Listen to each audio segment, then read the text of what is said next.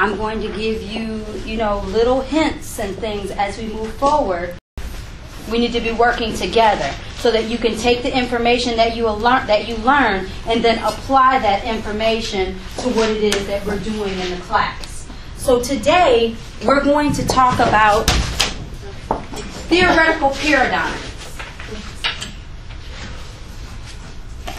That's a step that we add on to this question of, what is sociology? So first, remember, we have patterns of behavior that we want to detect. So we're going to conduct research.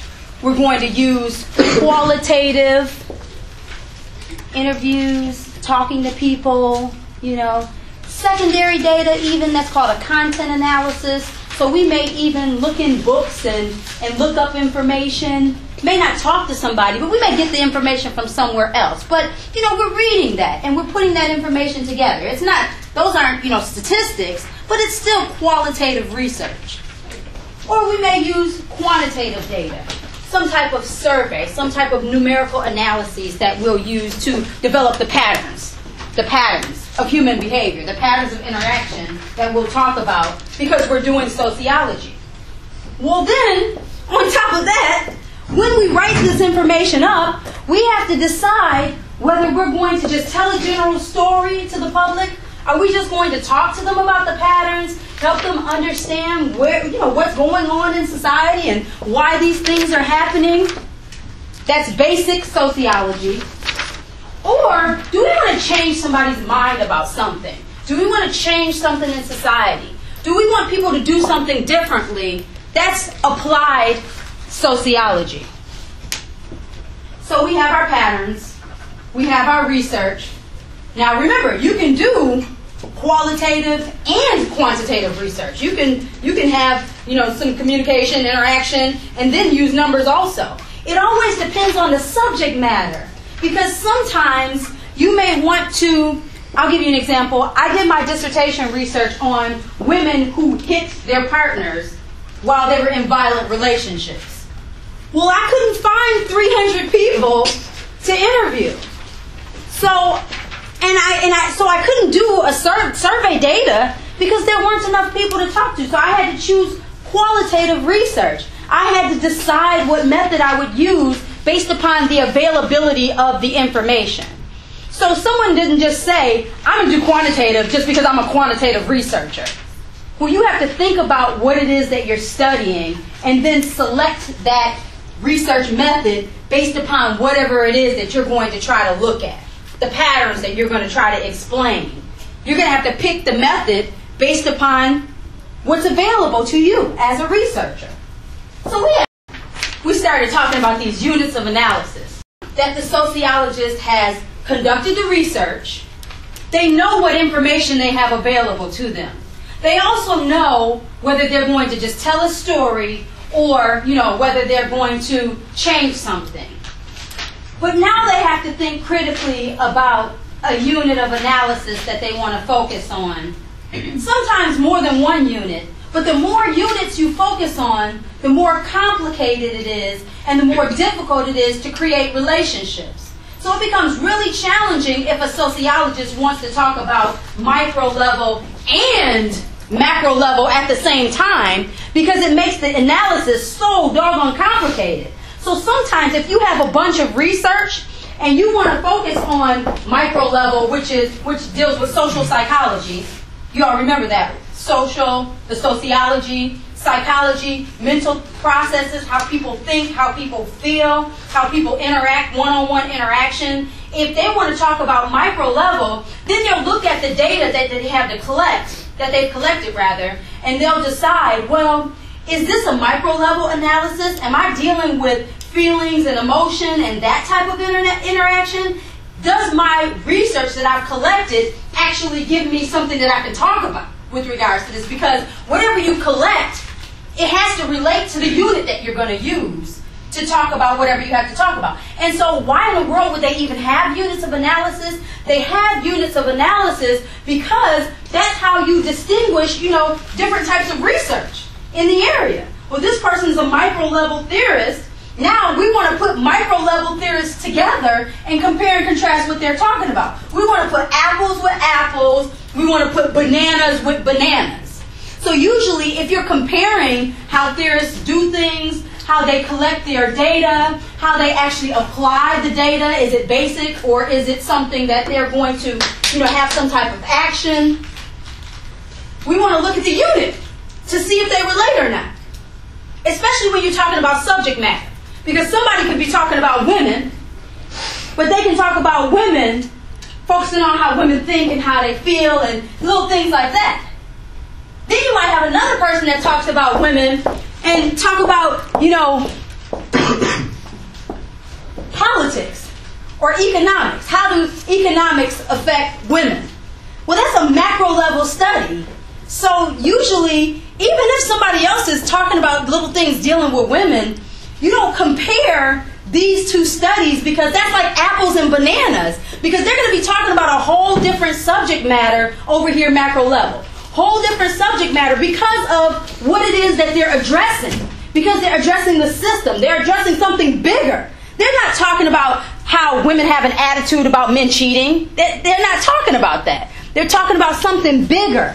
Big stuff, structural stuff, policies, rules and regulations. When you decide you want to be a sociologist, sometimes you might pick a subject matter. And then you might decide, well, my emphasis is going to be on organizational level issues with women. Roles, rules and regulations, expectations, norms. I'm going to focus my study on this. I'm going to focus my research on this. And unless I'm going to talk about it over a lifetime, then maybe I might stretch myself and then start talking about this stuff here. But if I want to be an expert, there's so many things that I can talk about just dealing with this particular unit. And that's what the theorists who we introduced, that's what they did. When they focused their research, they became experts, they became dominant because usually they focused on one particular unit and they gave us so much rich material on that unit. George Herbert Mead was a micro-level sociologist who talked about self-concept, who introduces social psychology, who is well-known in psychology and well-known in sociology as well.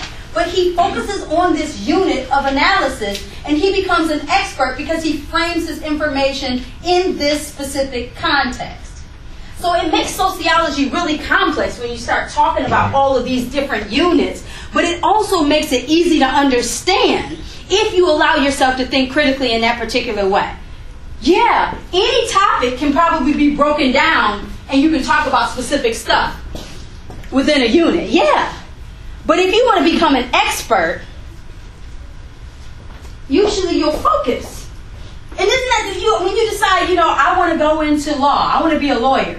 Well, you're just not a lawyer. You want to be a criminal, you want to be an environmental lawyer, or you want to have a path. And sociologists have paths that they take as well. So that's what units are all about. Paths. Ways that we understand topics.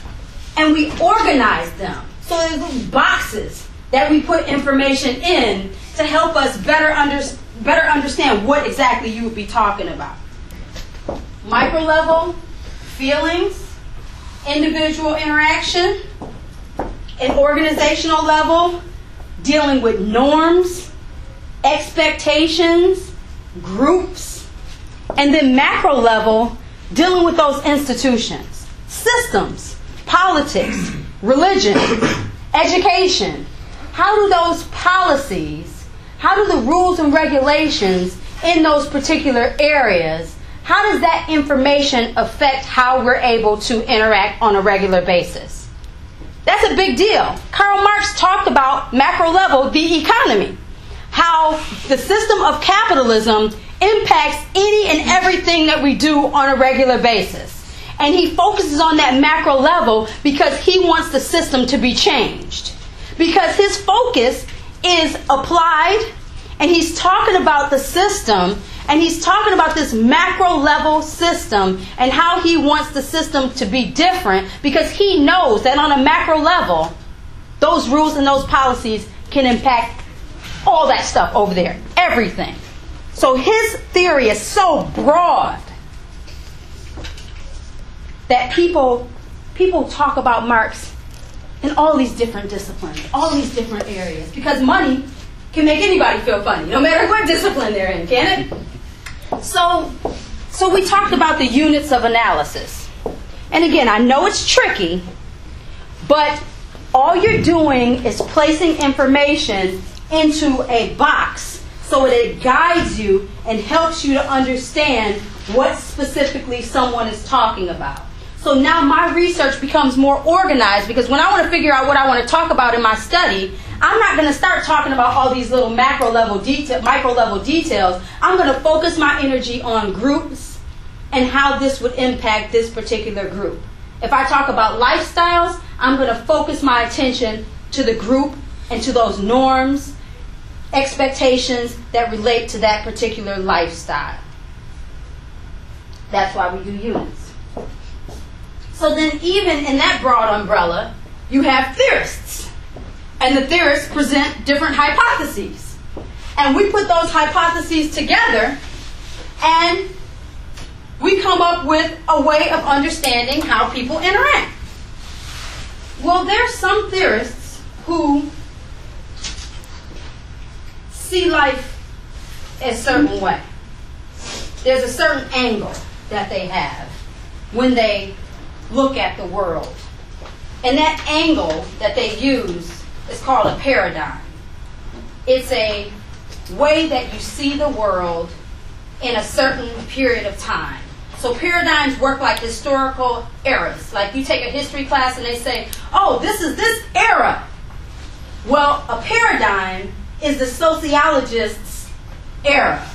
It's a period of time where a certain thought process is like a virus.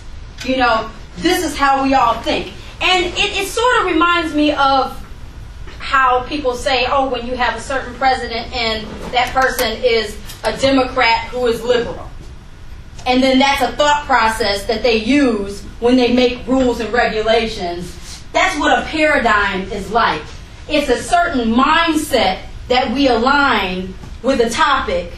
And when people talk about a subject matter, you can almost predict what the outcome is going to be because they've got that certain mindset that they're using to come to whatever conclusion it is. So if somebody tells you right now, oh, that person is liberal, then you'll probably think, oh, they're an outside of the box thinker. You know, they may be more receptive to change than somebody else is. They may think from the bottom up. So they may be thinking about the people on the bottom and then trying to figure out how they relate to the people on the top. So there's a certain way that you might see the world if you belong to a certain paradigm of thought.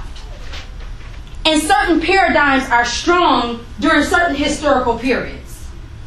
And certain paradigms become dominant even in certain historical periods. But they can overlap. That's the funny thing. Paradigms can overlap. Usually in history, an era is just this time to that time. But with sociology, remember, you can't get your egg back. So if you can't get your egg back, then that means that there's going to be a person. I'm going to start introducing these paradigms to you, throw it out there. There's going to be a person who's a functional thinker. That's the most traditional ever, you know. Ever. Tradition is functional. Durkheim, functional thinker. And, you know, if you're a functional thinker, you've learned something, you know, throughout history. You know, your ideas, they're strong because they relate to your morals, your values, your family, how you see the world. And so that tradition sometimes is filtered, you know, and you pass it on over time. So you can't just kill functionalists because conflict theorists step in the room. Because somebody allows somebody to think using a conflict perspective. Don't think that just because you have civil rights and liberties and that you have people fighting for race relations, that you don't still have a couple people who are like die hate people who look like this. You know, you can't erase a paradigm. The information just stays there And some people who belong to a different paradigm just kind of hope that their ideas can influence that other group to maybe shift them or move them into this new wave of thinking. But you don't usually erase a paradigm. We have more of a blended situation at this point. In the 1980s, we'll say that we had like a symbolic paradigm. And that paradigm was really, really strong. But I'll explain to you how it goes right now. So functionalism. Functionalism is the oldest paradigm. Functionalism is all about norms. It's about rules and regulations. It's about consensus. The consensus is the same way our legal system works. We have something that we want people to vote on. Those people who have the privilege to vote at the time, they vote. And then we have a conclusion. And whatever that answer is, that's going to be the norm in society. So note, even when you're talking about functionalism, everybody can't vote. But the people who have the privilege to vote are the stakeholders. And those people decide what happens in society. And that is an equitable system. That's a fair system given what the norm believes. That's what the norm believes is fair. So there are people who think that functionalism is ridiculous. It's not fair at all. It's biased. But then there are other people who say, I earned my privilege to vote for these very reasons. And I'm exercising my privilege to vote.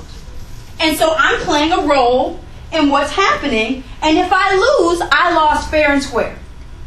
Because I went out to vote, and other people went out to vote, and for whatever reason, I didn't win. Now, I have the right, according to the Second Amendment, right, I can file a petition. Myself and the group of people, we can file a petition, and we can try to change the situation.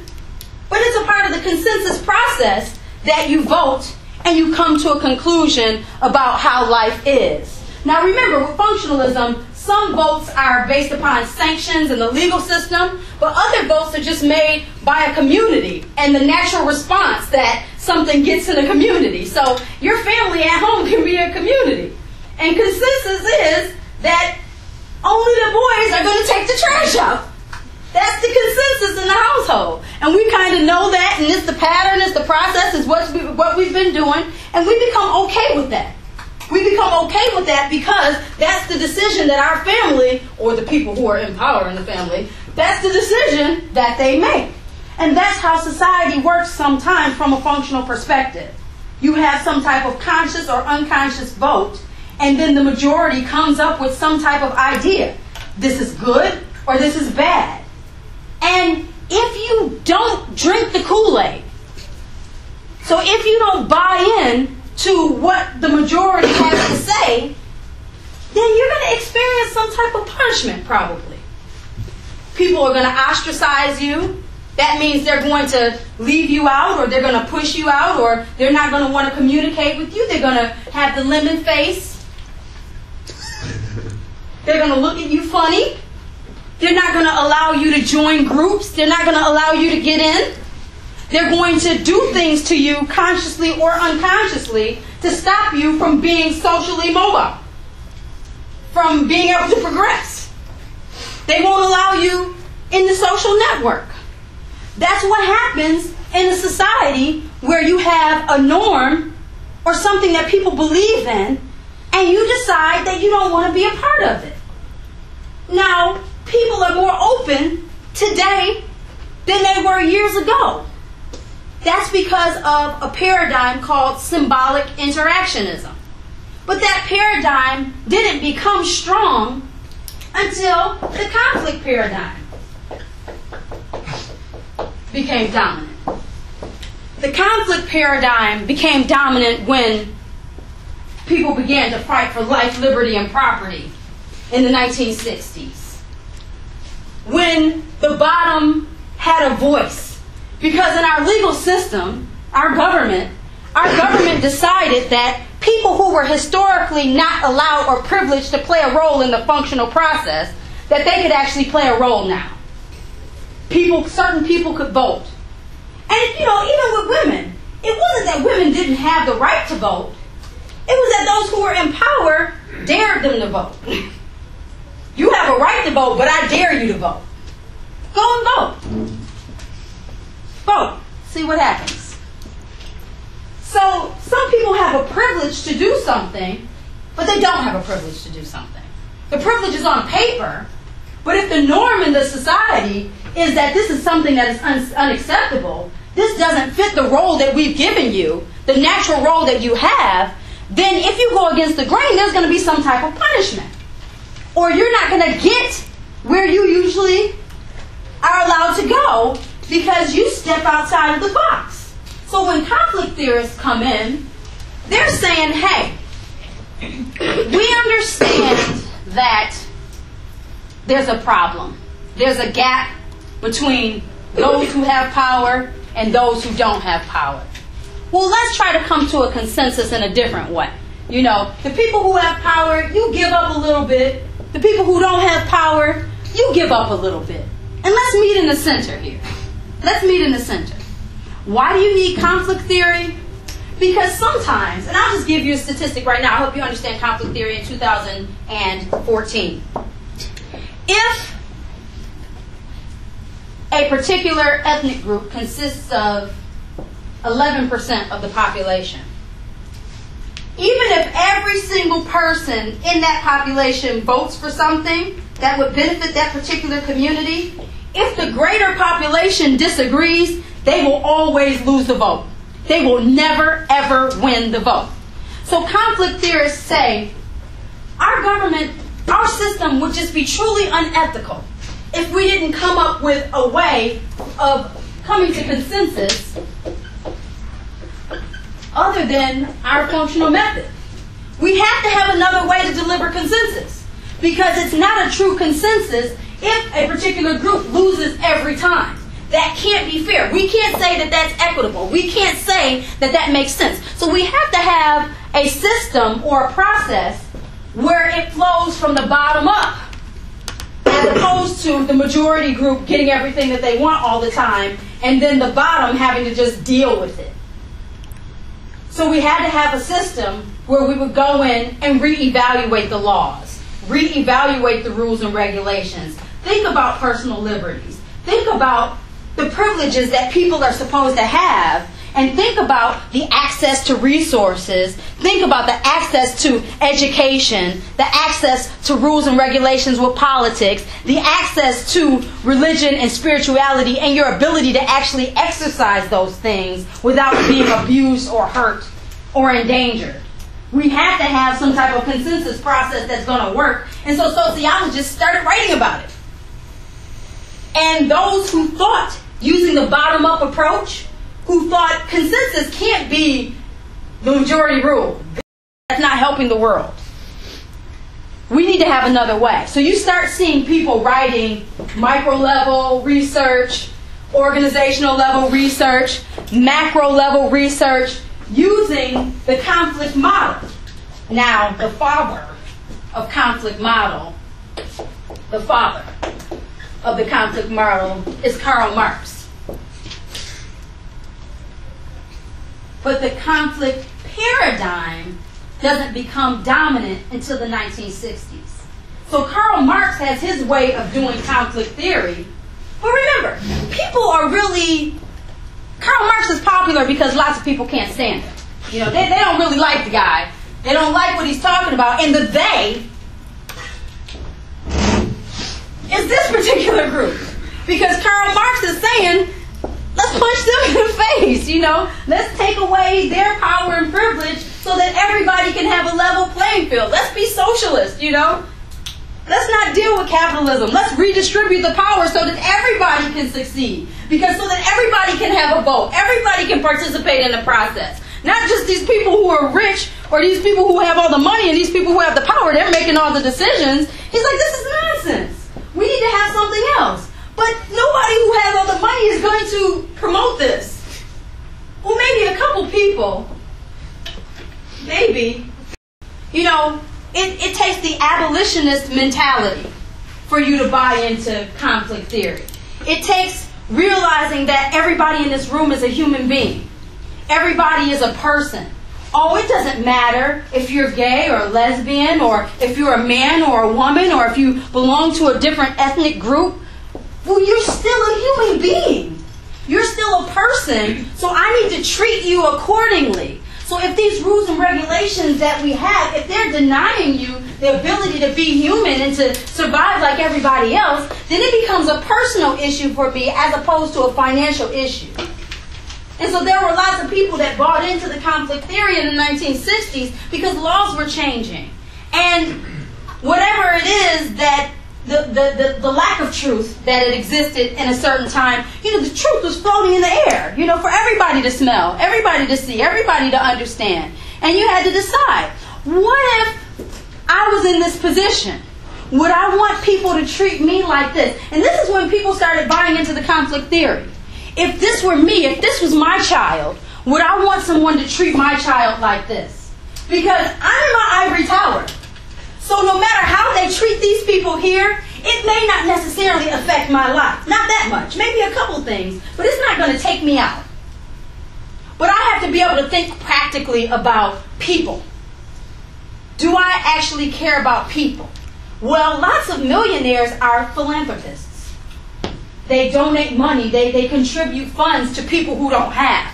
So in this class, yeah, we'll talk about poverty, and we'll talk about what it means to have power and to have money and things like that. But we'll try to take the stance and understand that everybody is different. Because we can't assume that every person who has power is going to want to be a functionalist. We can't assume that. Because if that were the case, we would have never had conflict theory. It would have never happened. So we'll try not to put people in boxes while we'll just throw people in boxes randomly here and there. We'll do what we can. Because sociology is about the world. And sometimes you have to put somebody in a box to understand what's going on. But at the same time, you have to learn how to step outside of your own boxes and how to treat people with respect. So it's a kind of tough situation. Like they ask the question, why do we even check the race box or the ethnicity box or the sexuality box on these surveys? Why do we need to do that? Some people say, why don't we just get rid of it? Why don't we just stop checking boxes? Well, you can't track discrimination if you don't check the box. So in order to know that we're doing something wrong, we have to have statistics. But by having the statistics, we're throwing people in the box. So that's what we're going to do in the class. We're going to talk about discrimination. We're going to talk about the challenges, but sometimes we'll have to place people in a certain context to try to get a better idea about what's going on and why it's happening. So you'll just have to be a critical thinker during the process. Is that what those boxes are for? Absolutely. For checking them? Like I keep wondering, I'm Irish American, but you would be called an African American. I check white in the box, and you check African American in the box. Or black. It depends. Why not American? Well, here's the thing. The next paradigm is symbolic interactionism. And symbolic interactionism is this shift out of this idea of who has power or not, but more into understanding what these symbols mean. So what is the box? What does that box mean for everybody here? What does it mean to be labeled in a certain category? And what does that mean for how you identify yourself or how other people identify you? What you have access to and why.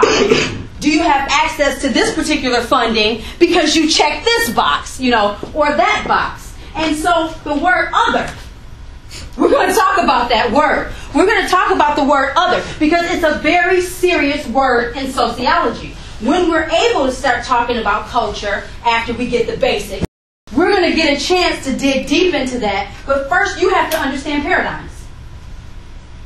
You've got to understand how this process is laid out and how this history has been created. And you have to understand how difficult or how challenging it is to introduce your ideas into the world as an academic because of these constraints. Paradigms can help certain theorists, but they could hurt others. Because if there was a dominant paradigm, if functionalism was the dominant mindset in society, and you were speaking using this conflict perspective, then you may be ostracized from the research community. Remember I told you, if there's a norm and you don't fit into that flow, then people may kick you out. So people could have been saying very valuable things during this functionalist period, but their voices were silenced. They weren't heard. They were ignored. Remember we talked about Harriet Martineau? Because her information didn't fit the paradigm. It didn't fit the mindset. We had to wait to hear what she had to say. So there are huge constraints, and that's why the paradigms are important for you all to understand, because how can you make sense of our history?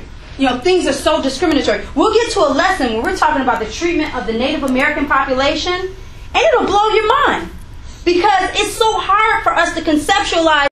We're doing a blend of functionalism, conflict, and symbolic paradigms. It's so difficult for us to understand. How could our parents, how could our grandparents actually agree with this?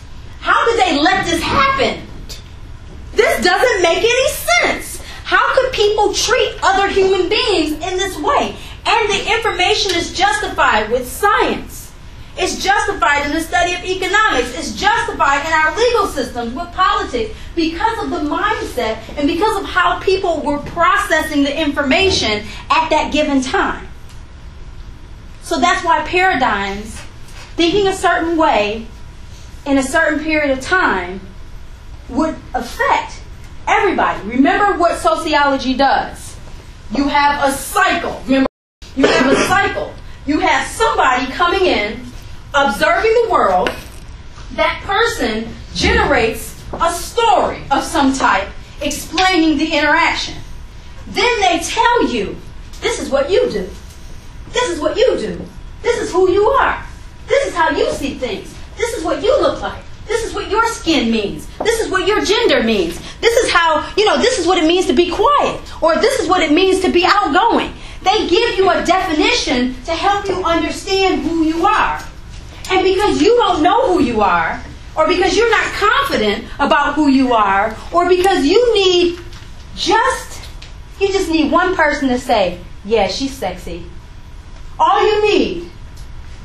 That's all you need. Mm-hmm. You need one person to tell you your hair looks good. You don't need 10 people to say it. Some of you just need one implication that your thought process is valid. And it comes from the right person. And then you continue to do whatever it is that you're doing. Some of you don't even need proof anymore. Some of you hear something and you connect it to a past experience. And then you believe it. So that's how sociology works. Somebody, whomever it is, they come and tell you who you are. And you decide whether you want to believe it or not, or you confirm who you are, or you make adjustments accordingly. I don't see anybody here wearing shoes with a fish tank on the bottom of them, with bell-bottom pants on. I don't see you with a big hat on, cocked to the side like the man with the yellow hat. I don't see you wearing that right now because it's not in style. Somebody told you to change your clothing, to change your style, from wide leg pants to skinny jeans, and all of you have a different closet now. Your closet is totally different because somebody told you who'd be. And you drank the Kool-Aid. And this stuff is real life. Even though we have these terms like paradigm and symbolic interactionism, conflict theory, functionalism, it's all just explaining what has been going on all the while. So you get a little taste of, your history and what happened as you were growing up, and what were the things that went on when your mom and dad or family members or people who you love, what went on during that particular period, and what's the framework that people are using to kind of understand, and what does this expert mentality mean anyway? Because if you truly believe that the experts are right, but the Henslin text itself is in the 12th edition? And what are they talking about in the first edition? You don't really know. They've changed history, and they're giving you a different perspective in the book. There were books that talked about genetics and how certain people were animals. There were books that talked about how, the woman's place was in the home. There are books that talk about a culture of poverty that say that, the people on the bottom are going to be poor forever, and that, being poor is like having AIDS. It's a disease that you can never cure yourself from. All of these things have been written in the versions of the book. And your parents and your family members and all of these people, they've been taught these symbols, and they've been trained to think this way. And you think it's right until you meet somebody who fits a look, but then you interact with them, and they're amazing. They're beautiful. They're wonderful people. I just want you to give people a chance. Just think critically about that, because we have all of these different versions of reality, and next year there's going to be another edition, and you all aren't going to be able to sell your book back. The goal of this lesson, so now that you know what a paradigm is, I talked about the goal of the lesson. Every time we have a lesson, I'm going to try to develop this definition of what sociology is, but I'm going to try to do that by applying a certain type of sociology. Change is constant and non-homogeneous. That means that change happens all the time for everybody in here, but it's not the same for anybody. While I'm giving you this definition of sociology, one or two of you may not realize the impact and the value of sociology until the last class in the semester. Whereas the first time when we did that exercise with the sociological imagination, that may have gotten a lot of you, where you said, wait a minute, I realize that this is happening in the world. There are things that are happening that I can't see and I can't touch. And I know that they're real, but they're not really real to me. So I have to put a little bit more energy into the subject matter so that I can help myself understand. So some of you get pulled in really quickly, but others, it'll take you a while to start connecting this material to what's really going on in the world. Every single thing, every single theory that we talk about in this class is going to relate to some type of situation that happens in the real world. And if you think critically about it, it'll give you another set of tools in your toolbox so that you can think about how you deal with that situation. But it's just up to you whether you want to accept these concepts as being real life.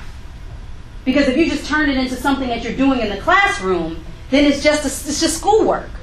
But if you make it real, then you'll be able to apply it, and you'll be able to use this stuff to be a better communicator. But it's up to you.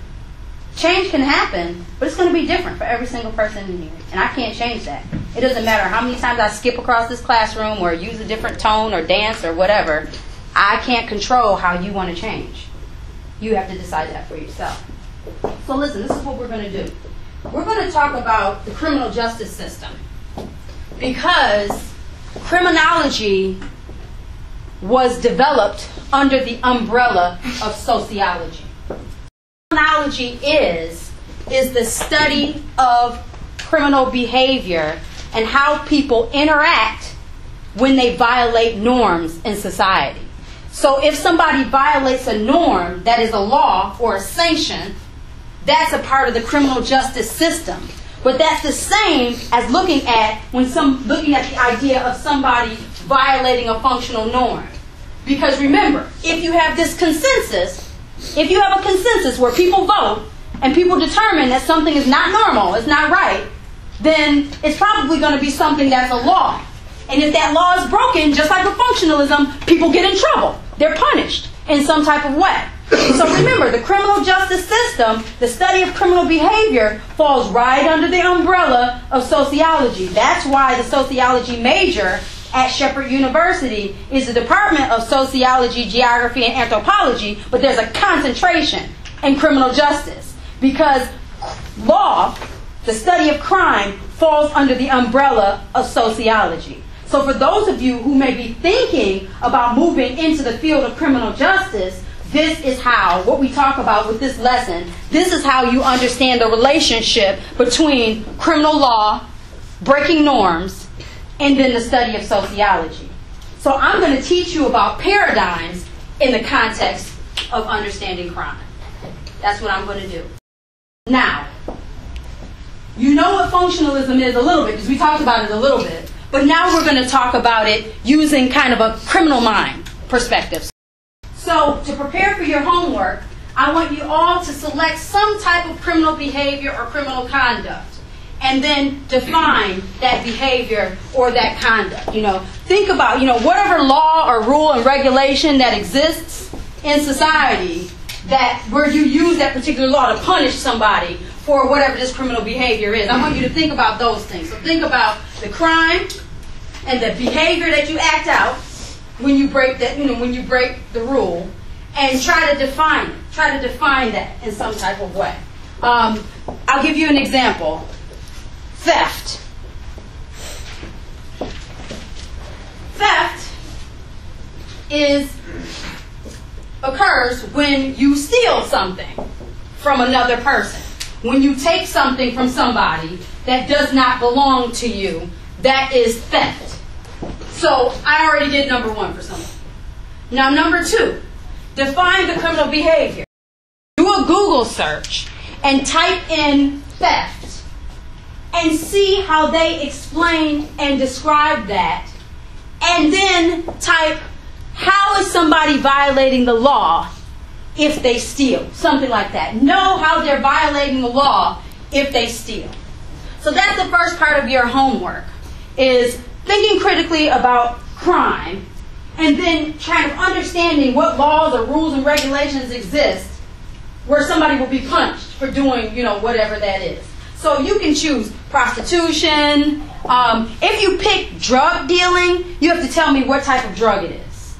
Because remember, in our society, there's a hierarchy. And when we start talking about symbolic interactionism, you understand that people are punished differently for cocaine than they are for marijuana or for heroin selling or, whatever. If you're going to steal something, are you going to steal someone's bike, or are you going to steal $5 billion from a bank? What are you actually going to steal? That's the detail that I want you to have when you pick your crime. What are you actually doing?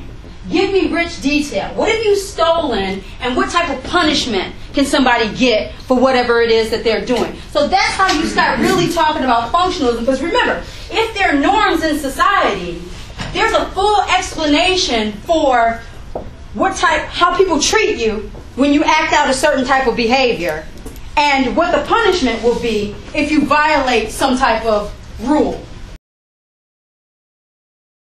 On Google. You can't look in your textbook to find this. Because we're going to do a criminology activity, I just need you to look on the computer and identify a crime and think about the laws that relate to that crime and think about different types of punishment that might occur. Because when we do our homework, I'm going to turn you all into sociologists. You're going to do your first analysis from a criminological perspective, but you've got to have a crime to do that. First, you have to find a crime. You can't jump the gun. You got to pick a crime. Because if you are a functionalist, then you're going to talk about how we have rules and regulations and norms in society. If you violate those, we have a system in place to put you where you need to be for doing what you did wrong. If you talk about conflict theory, you may talk about lots of different things. You may talk about the issues of inequality, and you may talk about the reasons why people might commit crimes and the justifications for that particular activity. You may even talk about how the system is doing them wrong and put them in a position where they have to do something. Or you may talk about the opposite, how, white-collar crime. Here this person is doing the same activity that somebody else would do, and they're not being punished for whatever that is. So depending on your mindset, that's going to determine how you see and how you understand the criminal behavior. But you have to pick a crime first. You have to pick a crime first. Not 2 crimes, not a variety of crimes, not one crime for one situation or one paragraph, and another crime that you pulled out of your shoe for something else. You're going to pick one crime. And then after we dialogue and we talk a little bit about functionalism and conflict theory, then you'll choose one mindset, one paradigm. And then you'll follow the instructions to do your analysis. But first, I want you to do a little research about a crime. One crime. And it has to be crime. So it can't be lying. Because that's deviant behavior. It's only a crime when you actually break a law. Now, there may be a moral code in your family about not lying, but we're talking about criminal conduct. Something that is punishable by law. That's what you're going to pick, or that's what you're going to choose. So here, you're going to understand the difference between sneaky things that people do to try to get by, and then something that is actually punishable based upon a rule that is a norm that is designed based upon some type of consensus, whether it be a functional consensus or a conflict-oriented consensus. You're going to pick a crime that you feel you might want to talk about later in the week. You just pick a crime. You pick a crime. If you wanted to be killing a government official, then that's going to be your crime. And you're going to stick with that one. Because you're not going to do this research and then change your mind later. You're going to do the research so that you're prepping yourself for the assignment. I talked about this a little bit. Functionalism is a consensus theory. Majority rule. Majority rule. You know that. And it's old, and it's dominant, and it's always going to be dominant because it's based upon tradition. Most of you may not want to admit to being functional, but on a lot of topics, you are a very functional thinker because you're going to go with what you know. You're going to go with what you know. You're going to go with what you know, what you believe in, what you've been taught, what you can prove, what makes sense to you, what is rational, what is practical. You're going to go with that on most topics. Now, there are going to be some topics where you don't agree with the majority. It just doesn't make sense to you. But most of you, on lots of topics, you'll find that you have a functional position. But remember, depending on the subject matter, that can definitely change whether you have a functional perspective that you're going to use or a conflict perspective that you're going to use. Say aye if you're for women's rights. Aye. Raise your hand if you're for abortion. Yeah, it depends. So, again, we could be talking about a similar topic from an organizational level. Are you for, as a group, women's rights? But when you start talking about the micro level, choices that women can make with their bodies that can impact somebody else, your whole mindset may totally change. That's why we have organizational level sociology and we have micro level sociology. That's why you have paradigms and focuses where sometimes you think using a certain mindset and other times you use another. You with me? Similar topic area, but it gets rich, it gets deeper as you start talking about different topics.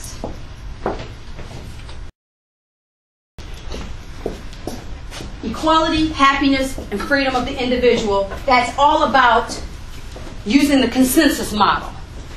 If we all are able to vote, if we all have the right to make a choice, then we're going to try to make as many people happy as humanly possible. Using this consensus model, we're going to do the best that we can to make as many people happy as humanly possible, but nobody in this room can make everybody happy. There's no way in the world. Nobody in here can make every single person happy. No matter how hard you try, everybody is not going to like you. They're not going to like you. Everybody's not going to like you. Everybody's not going to like your shirt. Everybody's not going to like your hair. Everybody's not going to like your attitude. You can be the happiest person in the world, and somebody's going to be a hater. Now, she's always happy. I hate her. You're always going to get somebody who has a problem. But what you're doing, you're just trying to make the best choice possible. You're thinking critically about everything that's going on, and you're going to come to a consensus about how you should behave and how you should interact so that you can get the best outcome possible.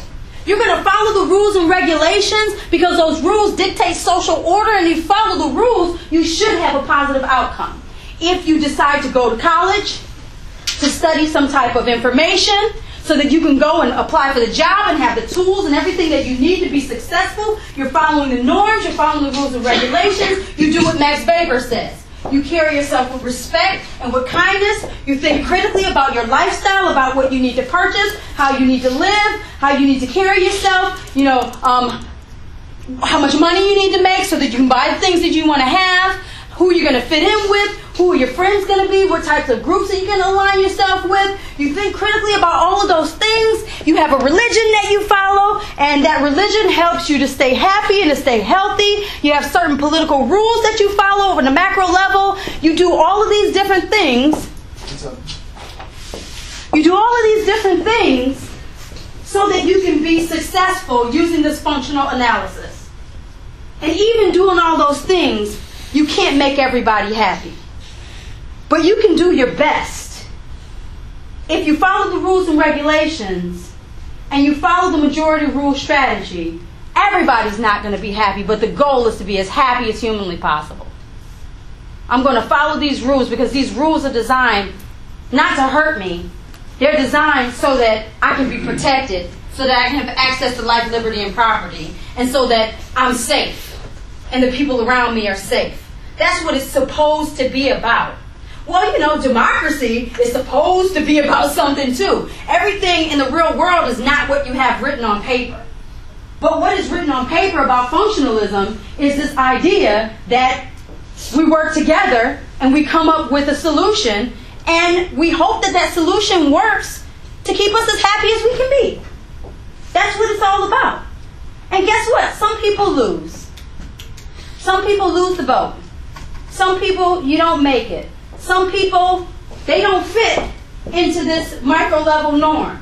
Remember we talked about Herbert Spencer, who also followed Darwin, only the strong survive, where there were these dominant traits that were voted on unconsciously by society, and if you fit into those categories where you had those dominant traits, you were going to succeed. Well, what if being a woman wasn't one of those traits? Or being a part of a group of people who had skills. If you were disabled, you may have not have been a part of that group. So they put you in the hospital and they change you up. They didn't have the medicine, so they just change you to the bed. We don't know how to deal with this person, so we're just going to chain them up. We're going to lock them up in this maximum security hospital, and this is what we know to do with these people. Now, in 2014, you may not think that's right. But 80 years ago, that was the functional solution. So functional solutions change. Bless you. Functional solutions change. It doesn't just stay the same, but it's not going to change overnight because the functionalists are going to be a little bit more conservative. A little bit more conservative.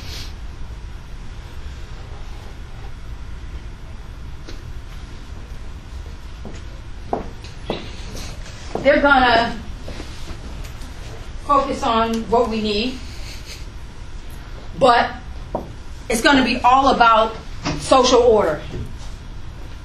So I may think it's a good idea to provide reparations to every Native American person because their families were murdered and slaughtered. But from a functional perspective, I understand that we only have one pot of money. And if we give all of our money to the Native American people, then how are we going to service all the other people who need help? So it's not that some functionalists are evil. Is that they're thinking critically about social order and how this choice may impact society as a whole. So we may not be able to do something that we think is absolutely right because we have to think about the bigger picture. And if you can't prove to me objectively, objective as opposed to subjective, if something is subjective, then that means that it involves critical thinking and a critical understanding, a broad outlook. It may be a little vague. We may have hope. Hope is a very subjective term. If you hear that on television, I want everybody to have hope. Everybody say hope. Hope. Yeah, let's have hope. I hope that I have money to pay my bills tomorrow. Well, that's very subjective. You know, if we put everybody together and we hope really hard, maybe that'll change your behavior. Maybe that'll change the outcome. But as a conservative person, I don't want hope. I want statistics. I want proof. I don't want to hope anything. I don't want to hope for change. I want to see change. And if you can't show me how you're going to deliver change, then I'm not changing my mind. I'm not going to do this because this doesn't make sense. This is not a rational choice. For me, as a functional person, I need proof. I need an objective decision. I need an objective reality to show me that this is how it's going to be. What is objective? A doggone law. Specific criteria that explains and describes what the punishment is for whatever it is that someone has done wrong. So I know for a fact I'm not going to go steal that because this is the punishment that I'm going to experience as a result of that action. So in order to maintain social order, we have laws and rules and regulations, and you know right now, if you break that law, if you cheat on my paper, if you plagiarize something, in the syllabus, it's going to explain to you what the consequences are for violating whatever that sanction, whatever that norm is. Don't cheat. The norm is do what you're supposed to do. Do what you're supposed to do. Don't cheat. So social order is my goal. So I'm going to follow the rules, but I'm going to know what the rules are. And I want people to understand the rules, and I don't want people to just think you can do whatever it is that you want to do. You have to follow the rules. And there's a punishment. There's a penalty for not following the rules. If you don't like the rules, file a petition. Let's do a different vote. But you can't just go and break the law because you don't like what we're doing. Because then I'm really going to get you into some trouble. Then you're really going to be into some trouble. Because now you're deciding to go against our system and just do whatever you want to do. There's still rules and regulations that exist in society. You know, you can live in your own world. You're still going to have to deal with people, self-concept. You may have a very low self-concept. You may not care about what other people think or what they're doing, but you still live in the world where these rules and regulations exist. You can try to hide from that, but if you make money illegally and you don't file taxes, you're going to jail. Barbarian or not. You're going to go to jail. If you decide, I'm going to make a living selling chicken dinners from the chickens that I cut up in my backyard in the desert, living by myself, not wanting to abide by the rules. If somebody finds this out, they can report you, and you're going to be punished for not following the rules and regulations in society. So people try to hide. They try to escape, and even assume that they're not a part of the process. But if you're living here, and you're a citizen, because if you're not a citizen, then you don't have access to life, liberty, and property. But if you're a citizen, then you are subject to the rules, even if you don't want to be. The rules can impact you once somebody else uses their discretion to try to involve you. And some citizens think they have that right. They think they're police officers. You understand? They think that they're protecting society by reporting someone who's minding their own business. There are people who are extremely functional and believe that if you aren't following the rules and regulations, you're creating a crisis. This is a social crisis. There's a nomad. There's a homeless person living in the trees in the forest. And I think they should live in a house. This is inhumane treatment. This person is psychologically deficient. They need help. We need to put them in a home or something because they don't understand that they're violating themselves. And people truly believe that stuff. And they'll report somebody. I'm going to give you an example from number one because this is pulling us into the context of our homework. Because the goal of your homework is to be able to apply criminal behavior to these major concepts or ideas. And so, whether we're talking about conflict theory or functionalism, there are like these three core ideas that help people to really, truly grasp what it means to be a functional thinker. And each of them fall into a unit of analysis. So the first main idea is micro level. The second main idea is more of an organizational or middle ground. And the last main idea that you'll see in your PowerPoint is macro level. So this PowerPoint walks you through three unique ways in criminological research that people could think critically using a functional analysis. They could be functional or have this critical, conservative perspective that is very traditional about crime. using a micro level, which is that all societies have basic needs.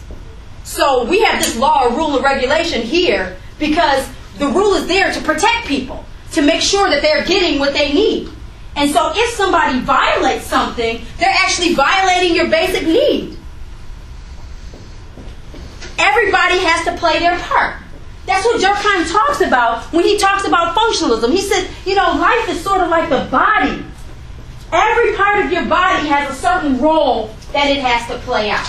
Your blood has a role, your bones have a role, your brain has a role, your skin has a function. All of these things have a function, and if they all work well together, then you won't die. But if they don't work well, then you have something called anomy. Everybody say anomy. Anomy. Anomy is like chaos, frustration. Anomy. Anomy. A-N-O-M-I-E. Anomy. Anomy. He talks about anomy because that is the point when things aren't working together. Things are falling apart. Things are getting so complex. Things in society are getting so complex and so crazy, and there's so much frustration and there's so much strain that we have a difficult time maintaining social order. We don't want anomy and strain. We want to have a system where everything flows and everything works together. So we want people in society who follow the rules, who meet the functional requirements, who don't steal, who don't break the law, who make sure we have social order. So we want to make sure that nobody steals. We don't want thieves. We don't want people to break the law. So you would have to explain and describe why somebody shouldn't steal. People shouldn't steal. If they steal, they're violating these particular basic needs that people have. People have the right to life, liberty, and property. And no human being has the right to come in and take anything from me that I purchased, that I bought. If I do what I'm supposed to do, I'm going to go, I'm going to get a job, I'm going to work, and I'm going to earn what I deserve. And no human being should violate social order or stability and come in my house and steal something that belongs to me. On a micro level, that's how we explain this functional understanding that people have certain needs. And my needs should be protected. That's why we have laws. That's just micro level though.